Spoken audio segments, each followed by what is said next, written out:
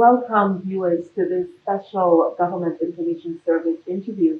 I have with me today, very specially in our midst, it is the Minister for Education, the Honorable Emmalin Pierre. This is a very special interview because we're going to be taking a look at 2020 and some of the endeavors of the ministry. We know that 2020 was a very difficult year, and we were not anticipating at all to go through anything that we went through during that year. As well, we would look at 2021, the vision, what's in store, and how it has started, because it has started on quite a very active foot. So let us get right into it. Welcome, Minister. Thank you so much for being here. So much, it is a pleasure having you. Same here. My pleasure to be here. Wonderful. So 2020 started off as a pretty normal year. Things were going great, and then we were slapped with this health crisis. Was the ministry even prepared for this? And tell us a bit about how you all were able to react to this. I always describe it as that I don't think anyone was prepared. And COVID-19 came at a time when we were all excited about the year, and excited in that we had so many plans.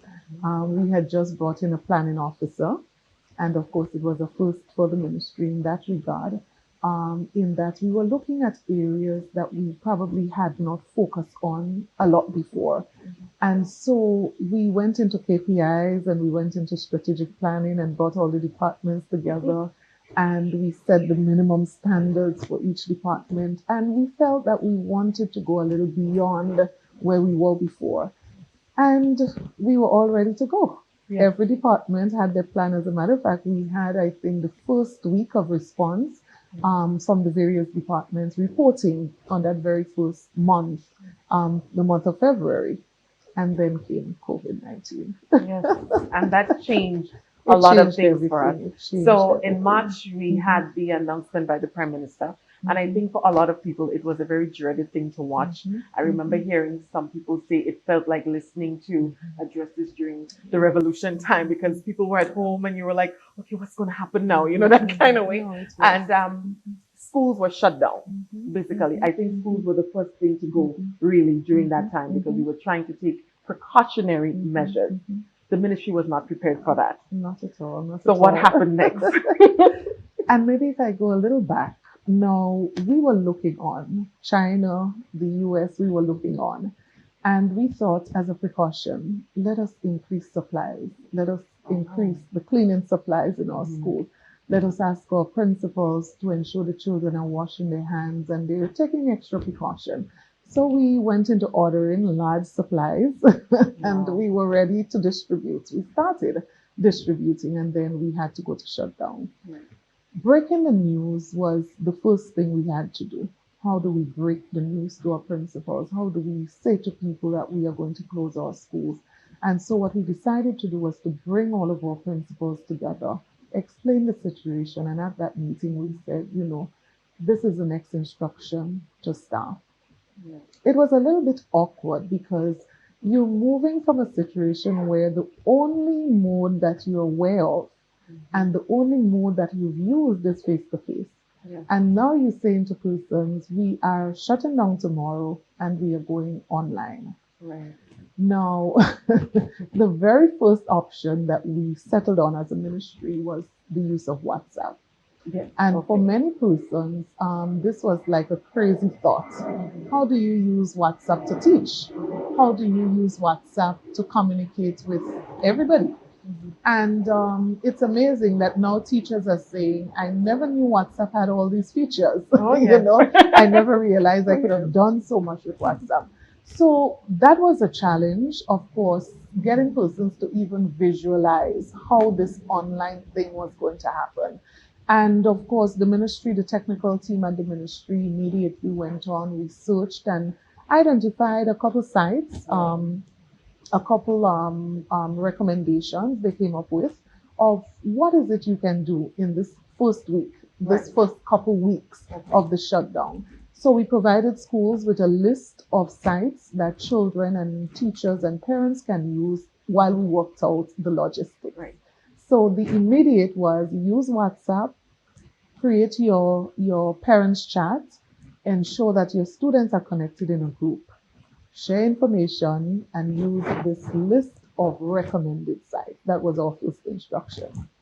And then, of course, while we were doing that, we started getting that final phase of MSTAR on the road so that we can launch that online platform. And I'm glad you mentioned MSTAR because that's the next step that we need to discuss. It's like you said, what's the next step? How do we get everyone in one space where they cannot be in the classroom anymore, to continue the learning process? MSTAR, I understand, however, didn't come about because of COVID. MSTAR was in the working before that, and COVID started giving it the push of the edge to happen. So tell us a bit about getting MSTAR going and stuff. So MSTAR obviously is a project that the government had invested in before COVID-19, and maybe that was a vision that obviously turned out to be very beneficial. So that investment, the project had come towards an end, and we were finalizing that last leg because an end for the company, but not an end for the ministry. And so the company actually came forward and said, we realize that you do have a crisis. We are prepared voluntarily to work with the government, work with the ministry, to quickly upload some content, to quickly enroll 20,000 plus users. Because if you're going to add teachers, students, and if you include private schools there, over 20,000 users, about 25 or 26,000. So the company said, we are prepared to help you with all of this. And so we pulled a team quickly together.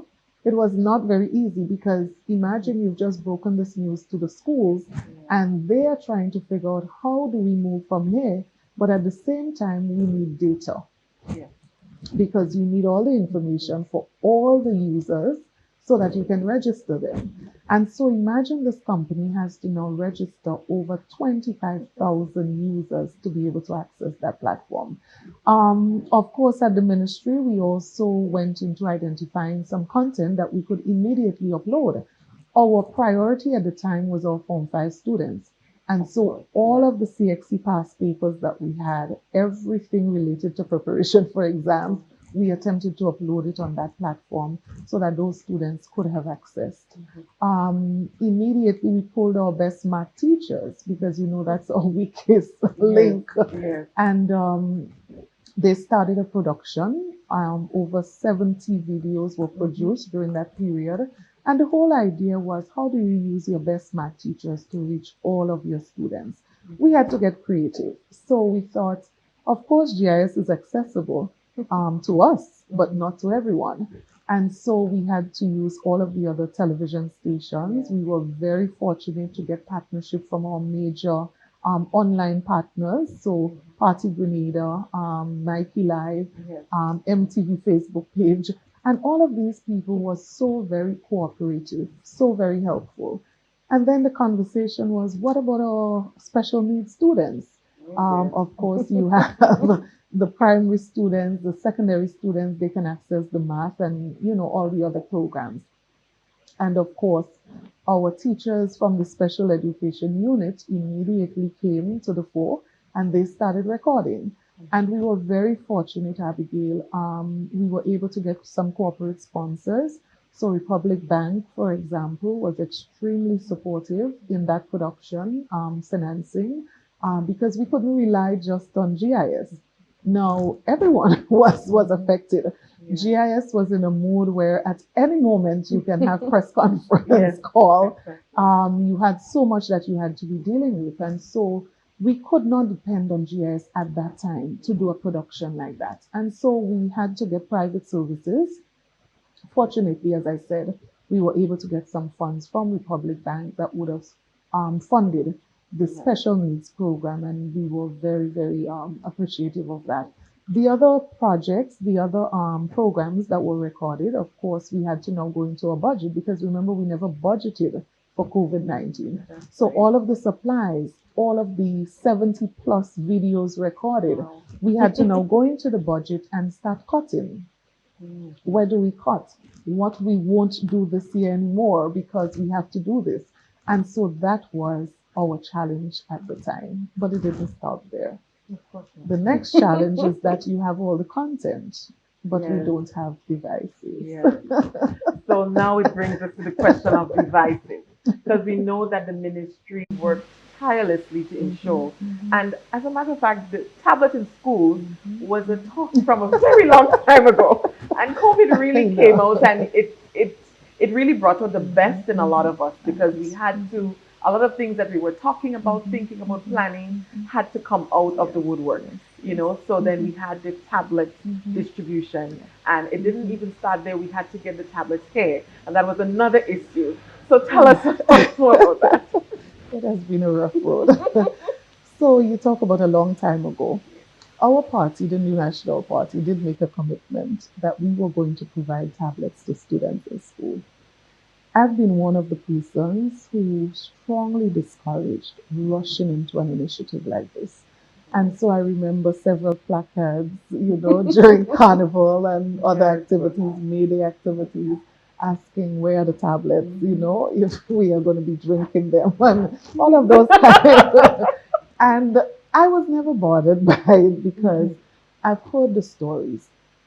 Countries that rushed into providing tablets and regretted that they did because they Mm-hmm. either got the wrong kind, it probably either didn't support the initiative they wanted to do after in terms of ebooks. And not only that, if you don't put the structure in place, the system in place, so having children with devices and not being able to connect in school because you don't have high speed internet is a waste of resources. Yeah. So I openly, in publicly as well, and openly at the party forum would have expressed that concern. It is better to take the licks, wait, and try to do it the best way you can. So we got to that point where the concern was, where are the tablets that you Yeah. promised? Are they coming? We don't have. Teachers were saying, we want to teach, but we don't have a device. Right. Now, quite obviously, finding tablets of that number, if it's five or six, no problem, we run down the road and we can get some. But we're talking about over 20,000 students and we're talking about 1,800 teachers because we did go to make that commitment as well that we were going to provide for teachers. And so we reached out, we started the procurement process, and then we got to the point where how are we going to get it from China to Grenada? And the concern was not just that, it was also the spike in the cost of shipment Mm. and the manufacturing time because this is not like five devices you go on a shelf and you take. Of Yeah. course, you have to go to the manufacturer now. And of course, the procurement process is another thing by itself. So we got to that point where we were able within our budget to be able to find some resources. And I always say, I mean, it's no big secret, we had to decide from the funding allocated for repairs of schools that we Mm-hmm. were going to use some resources from there and pull every other place to Yeah. make up to do this. So we made a commitment. All secondary school teachers and all primary school teachers. That was our commitment between 10 and 11,000 pieces of devices. And that order went in and we got a date. And then that date just did not Mm-hmm. materialize because COVID moved from China and now it was everywhere. Yeah. And so the challenge that we had then, and the biggest challenge was how quickly can we get those devices on island?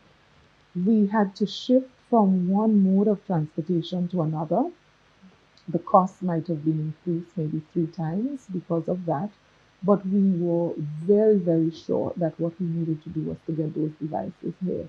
And between the time of the devices being manufactured and the devices arriving, we realized how many of our primary school students were affected because we have about twice time the number of primary school students as we have secondary.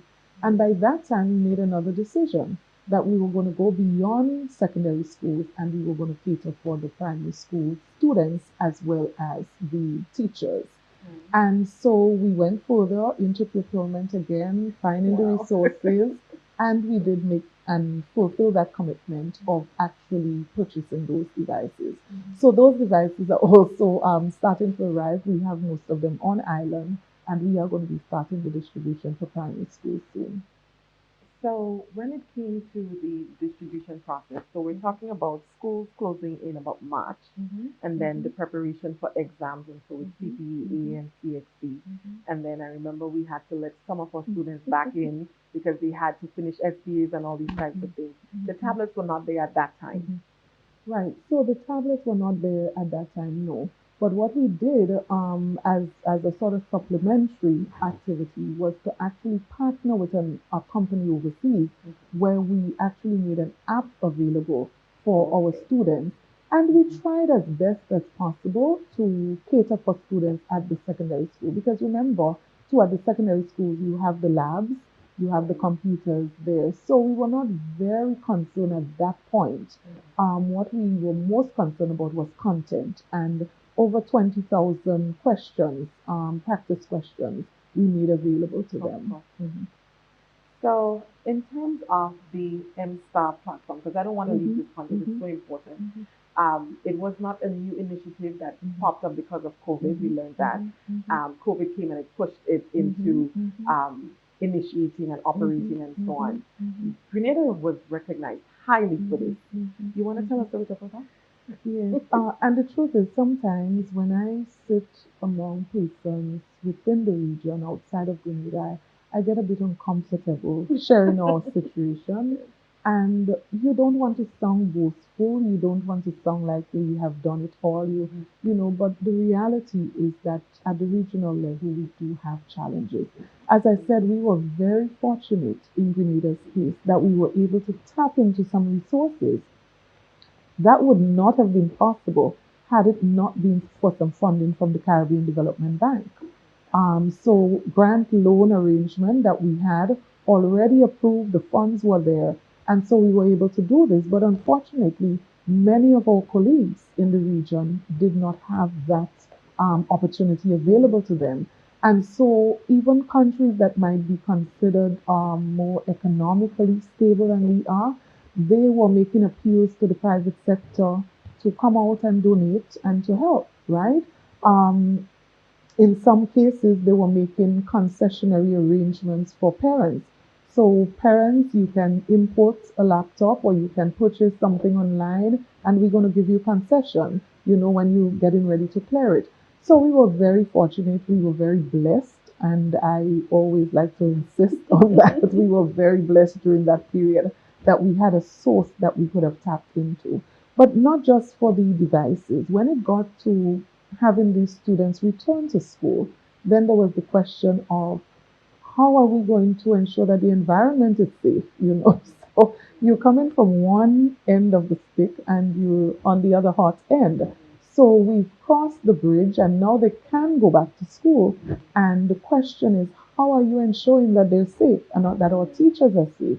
So now we have to think about additional resources because most of our cleaners in our schools, they work in the evening. Mhm. They come after school is finished. But now you're talking about somebody cleaning continuously throughout the day. And so it means that we had to consider additional resources, additional supplies, because now you're not doing the one, as I normally like to say, which we have to change the one wash down at the end of the day, but you have to be cleaning thoroughly. And so, as simple as it might seem, we had to find another $2.5 million just for that one term that students were going back to school. Not monies that we had by that time. And the PS always like to say we scraped every bottom of the bucket that we could have scraped. And so now we had to go to cabinet to say, ministers, you understand the situation, the importance of education. We have to give up something somewhere. And so we had to get the Prime Minister, who was Minister for Finance at that time, had to instruct finance to find the resources wherever because we have to do this. This is an entirely new era of Mm-hmm, learning. mm-hmm, And I know that a lot of our teachers, we have a lot of older teachers, we have mm-hmm, some that are very staunch in their ways and so on. So I understand that the ministry would have provided training mm-hmm, for our teachers, especially so that they would have been able to navigate in this mm-hmm, entire mm-hmm, process with the devices and so on.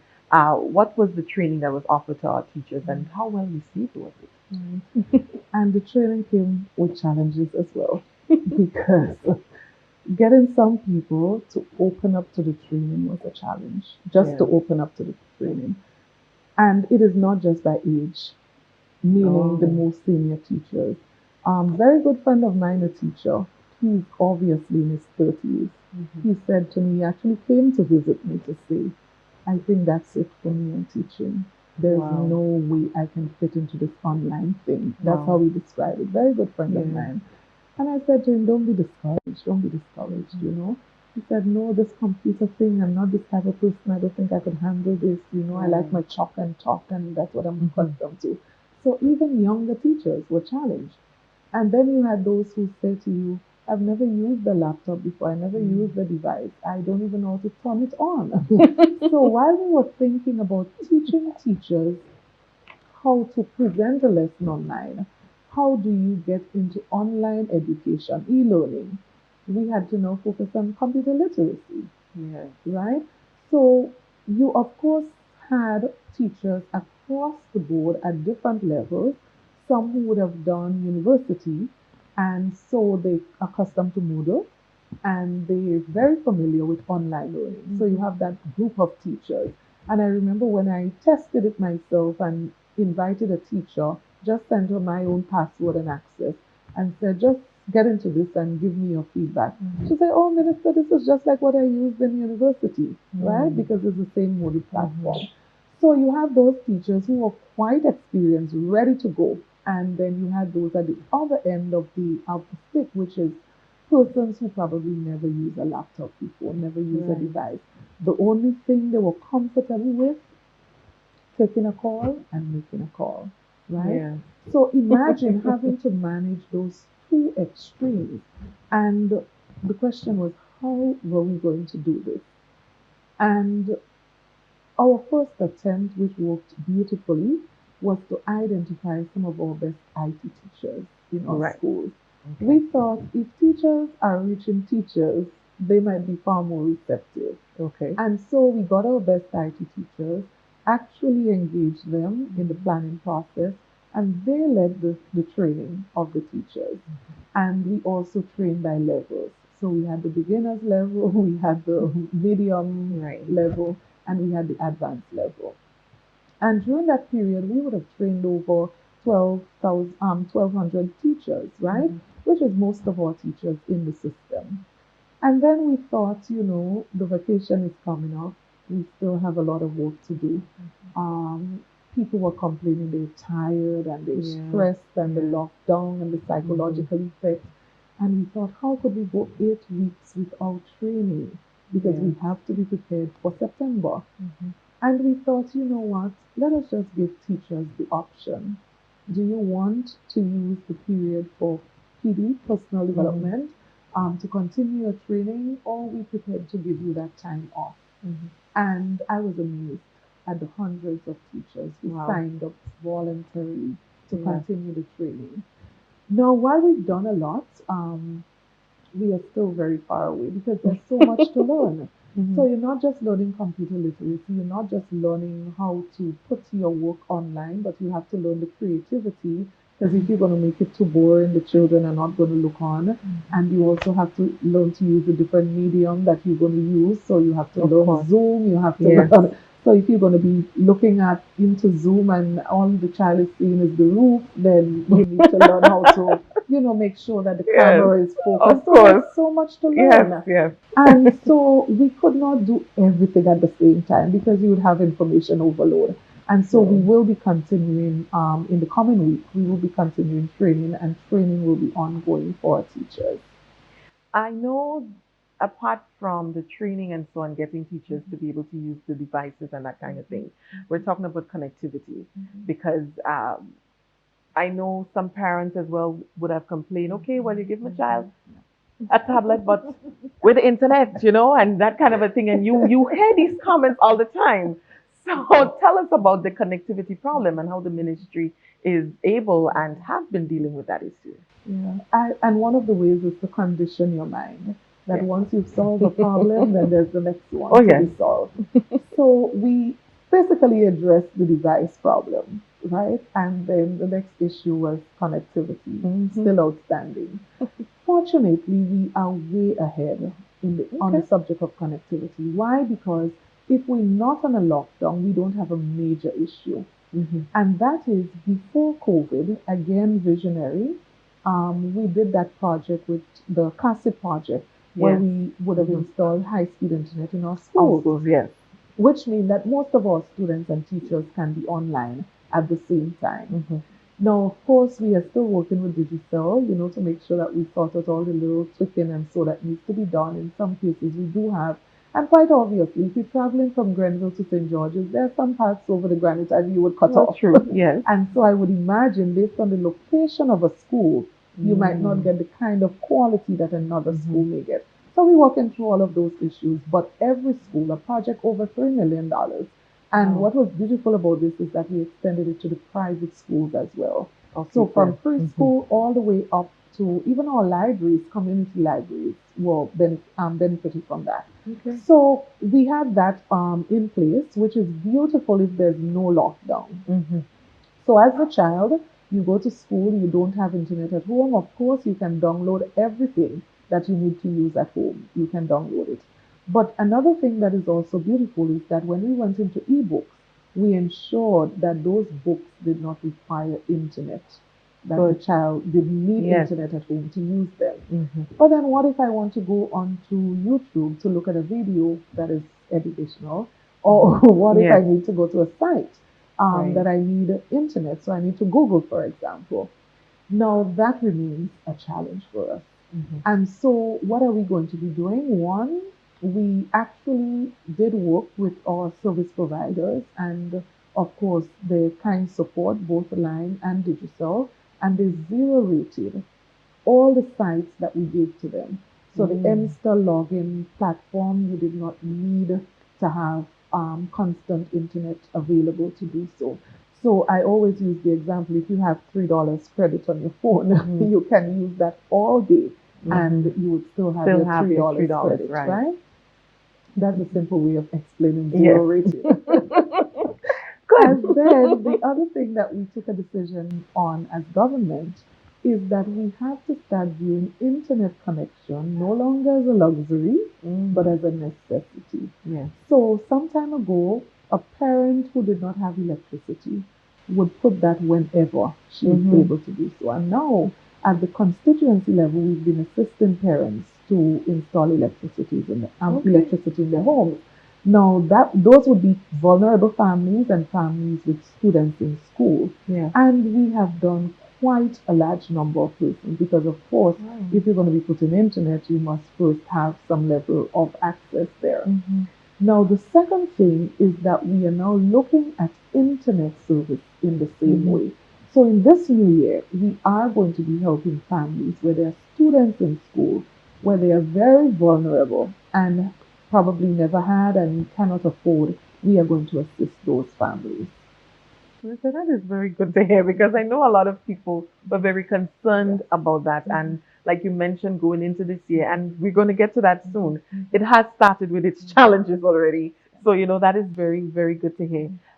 So, in spite of the COVID-19, the ministry continued almost as normal, with other initiatives that would you had other initiatives going on. I know that you had the schools refurbishment and you had new schools being built and so on. Just give us an idea as to some of the other things that were happening besides the COVID challenge. That's one of the things that amaze people. How did the ministry get to just continue like if everything was normal while dealing with all of these challenges?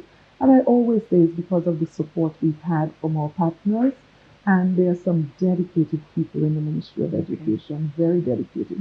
Minus those two factors, we could not have done this.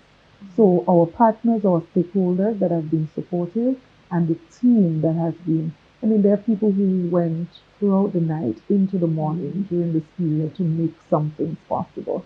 And I'm so grateful to have people like that working with me. So the issue of what did we do?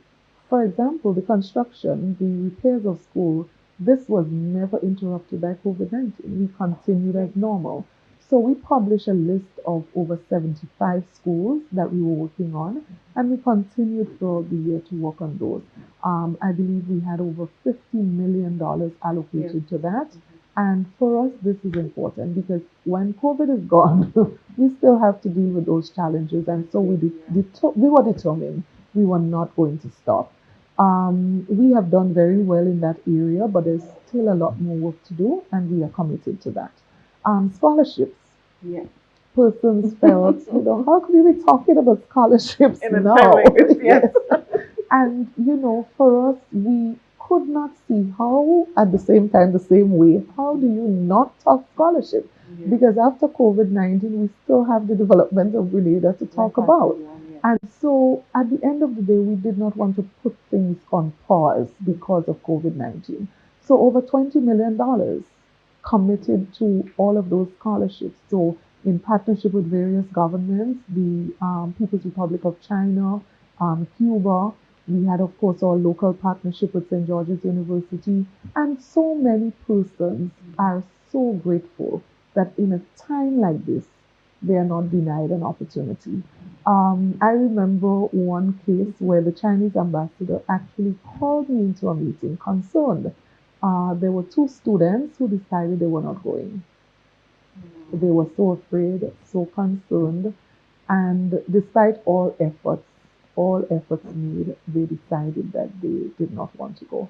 And this is interesting because while you had those two students who were afraid to leave, you were getting constant calls from other students who wanted to go. And even with the students going to Cuba, we said to them, you know that Cuba is a challenge, and we all know that there are challenges there, and we have to be so grateful to the government and people of Cuba that despite the economic challenges, they every year consistently take our students. So we know that there are challenges there. And speaking to Ambassador Charles there, she said, Minister, make sure that you'll explain to the students that this is not a bed of roses. If you really want an education, you really want to succeed, and that is your focus, of course, come. Yeah. But if you're soft and you don't know if you're going to make it, Yeah. please stay.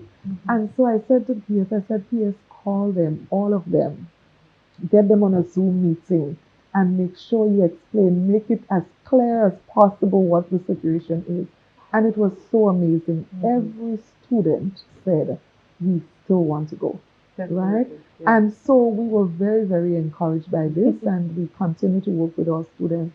Policies. We've been working on policies throughout the year because there are so many areas. Scholarship is another one.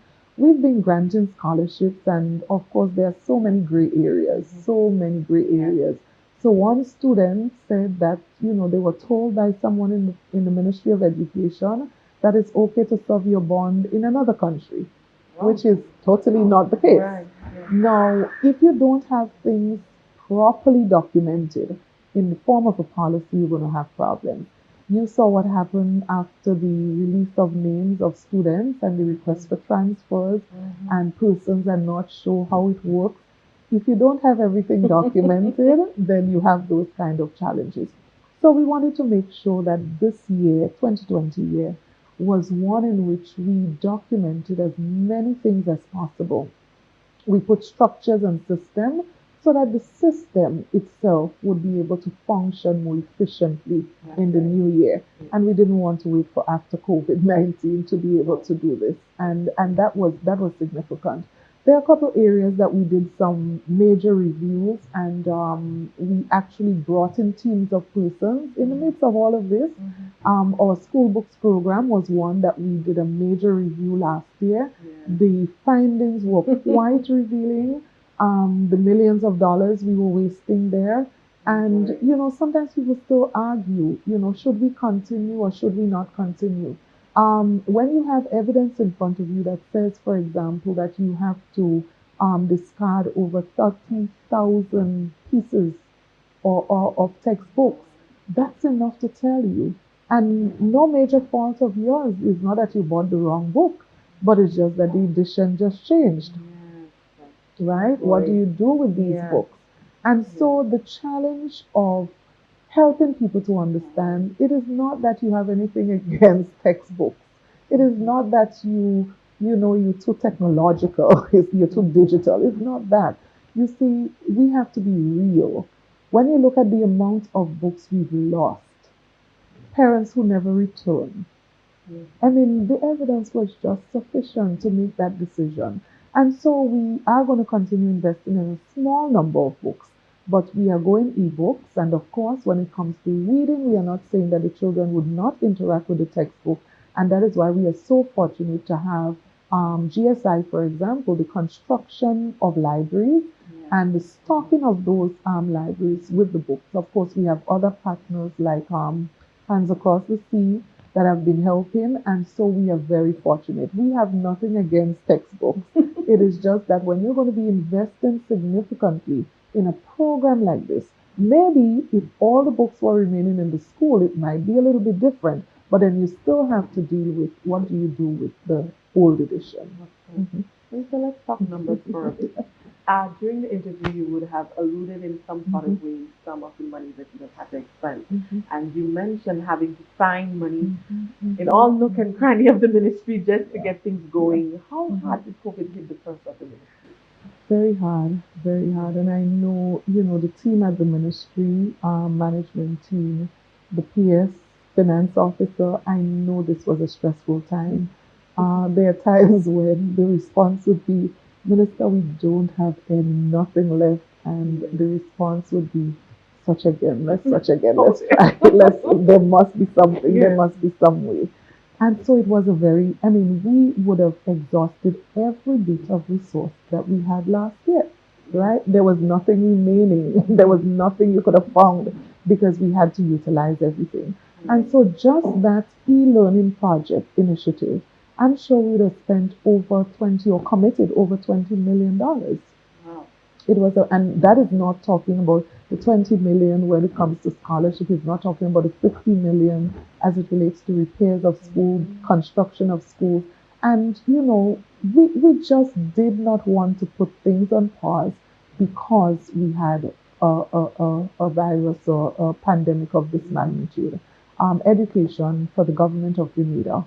And I must say here, Abigail, the support of my cabinet colleagues, I could not anticipate, I could not expect more.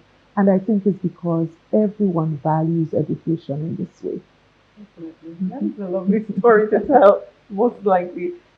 So, Minister, as we narrow down on this discussion, we're looking at 2021 now, and I know that a lot is happening. The year has just started, but a lot has already begun. So tell us a bit about the modes and the phases, and so in terms of the return of students to school.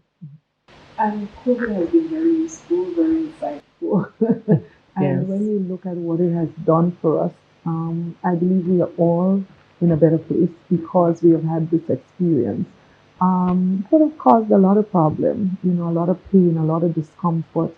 But I think sometimes if we focus a little more on what we've been through the process, so for example, our principals, I think they are far more experienced in crisis management. I believe they would be far better able to deal with any challenge that is confronting them in the future. And so what we did was to call them all together and remind them. And I don't think it was very obvious to everybody. As a matter of fact, I did not even think about it that way until I started reflecting. We actually went through three modes between March and December: total lockdown or total closure of school, partial closure of school, and full resumption of school. Yes. Right? Yes. By now, any principal would know what works well in a full closure, what works well in a partial, what works well in full resumption. And so we brought them back together, reminded them of what that period was like, and how do we use that knowledge, those experiences we've had to prepare for the future. So we started off in March preparing for one thing. We are going to lock our schools down. Now we're in a position where we are preparing for all three modes. And as I said to them, we did not have the experience, but there are some countries where you open school on Monday and then you have to shut it down on Tuesday, right? Within 24 hours. Yes. We have not had that experience, but we must be ready for that experience.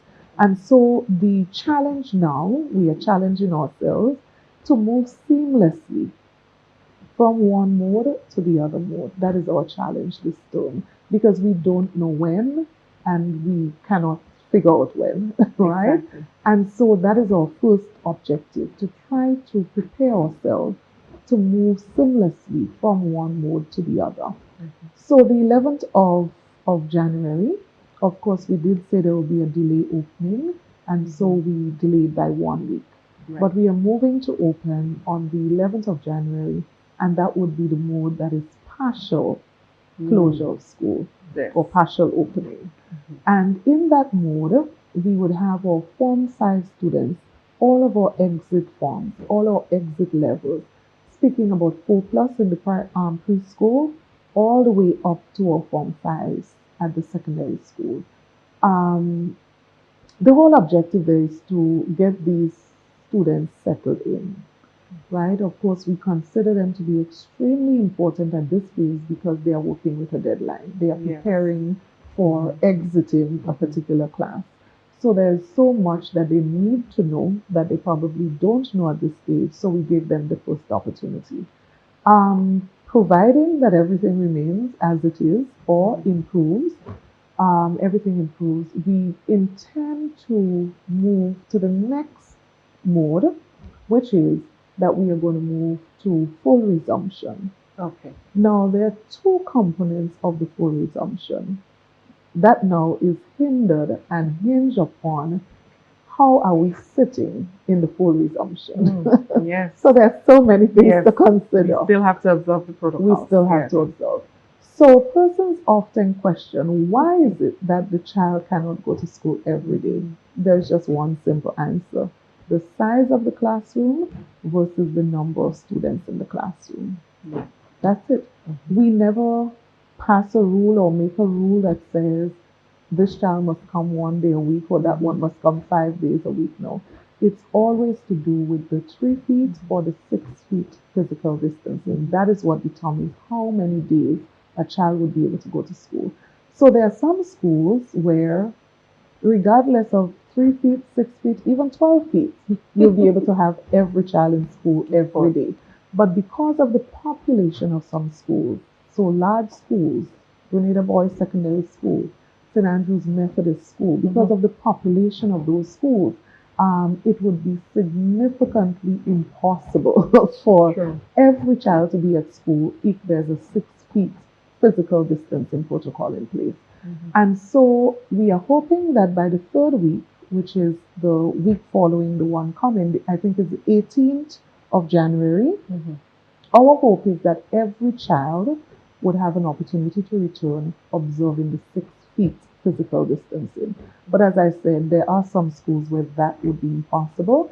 And we are hoping that based on the COVID status, based on the situation, we will be able to one day very soon move back to the 3 feet. But of course, the challenges never end because once you move to the 3 feet, then people get uncomfortable about their safety. And so we just have to continue to pray and trust God that this situation soon gets behind us. Minister, what if it worsens? And I know that you're still in the process of distributing the devices and so on. Would the ministry be in a position of preparedness if this does worsen and we have to go to full lockdown of our schools again? Yeah.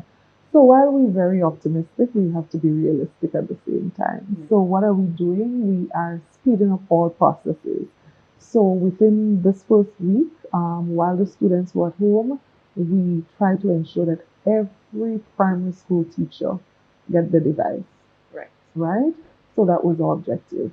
And we believe that even if we go to a lockdown, unexpected, total lockdown, we would have left our primary school students. And I feel pretty comfortable that we would find a way. We found a way to make so many things work. It's true. Yes. I am hoping and praying for the best, but if the worst comes, we would find solutions. I'm quite. And I think that's the new optimistic motto about that. of your ministry, finding Finding solutions. solutions. Definitely. I Minister, like it was a pleasure speaking with you. Same here. And I Same just want here. to ask before we leave, are you comfortable that your ministry has really done all it can, all it can to sort of remedy the situation that we've been faced with in terms of the pandemic? If we did all we can, I would say I don't want to be so so blatant in making a conclusion because there might be something we could have done that we probably did not know we could have done, or we probably maybe just an oversight, or maybe we did not have all the resources to do it. So those things we could have done, we tried to do them all. We tried very hard. And as I said, so many people went beyond the call of duty. I must recognize the permanent secretary in the ministry, the chief education officer, the senior managers, all of the officers, especially those, and I like to differentiate, especially those who went beyond the call, because there's the call and there's beyond the Oh, call, yes. and there's also way beyond the call, right? So I want to especially recognize them. And then you had on the ground, because even if we got it all right at the Ministry of Education, and if you did not have the support on the ground, then it would really not be complete. And so our principals, who were amazing, I mean, it started off very shaky. I myself got very uncomfortable. Will they be able to survive this? Yeah. Because people got very, this is very difficult. We're very stressed. We don't know how, but I really want to recognize our principals. Can't say they were all perfect, but what I do know is when we started, we did not end there. Yes, and that's a good thing. That is a good thing. The resilience, the positive attitude, and that is what leadership requires. Because if you're going to motivate your teachers, you have to be positive Yes. yourself. And so I know it came as a shock. COVID-19 came as a shock. I know it started off very stressful for everyone, but I just want to commend everyone, our teachers, our principals, the cleaners, all of the people who made it possible, and all the ancillary staff, the Yeah. cooks in the kitchen, everyone who contributed. All of our successes must be credited to the entire effort of everyone who was involved in one way or the other. Minister Ledwood, I want to thank you so much for sitting with us and chatting with us. And we also want to thank our guests for hosting us here at the GSI, the Grenada Of Schools course, Incorporated, of course. for having us here in their very fine establishment. I know. So thank you again, Minister. And viewers, there you have it. We were speaking with the Honorable Emmalin Pierre, the Minister for Education, and we really took a look as to what happened in 2020, and we sort of framed what's going to be happening in 2021. And what we can really say when it all comes down to it is that the ministry will do what it needs to do in the face of anything that comes up. And with the minister and her team working so closely together. And really, that is what it takes. Everyone doing their part, working together to get through this very difficult time.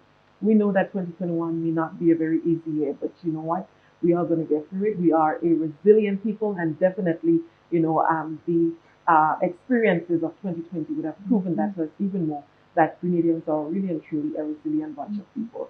So I want to thank you all for joining us here. Thank you for taking the time off to listen to us and to really hear what the minister had to say.